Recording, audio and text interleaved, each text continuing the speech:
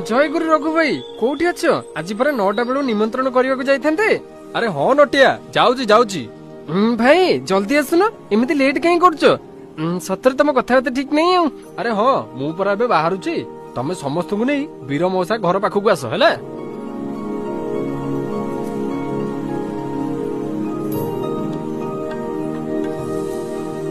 जय गुरु मौसा आपण को सुधा सजना महा महोत्सव पाई हार्दिक निमंत्रण। जय गुरु पुओ ए सुधा सजना विषय ए टिके कहलु या की प्रकार उत्सव। मौसा आजिकाली दुनिया रे चारिआडे अशांति और असंतोष लागि रहिछि। मनुष्यर निज भितरु मानविकता हराई बसिछि।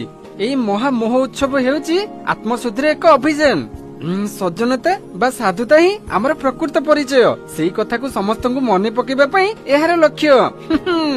ए बहुत बढ़िया कथा कहलु जे पुओ किंतु केवल उत्सव कले कोन समाज बदली जो।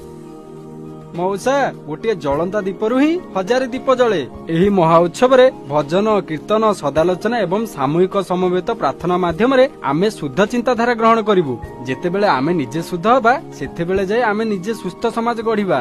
एहा केवल एक धार्मिक कार्यक्रम नुहे, एहा चरित्र गठन एक महायज्ञ। आ श्री श्री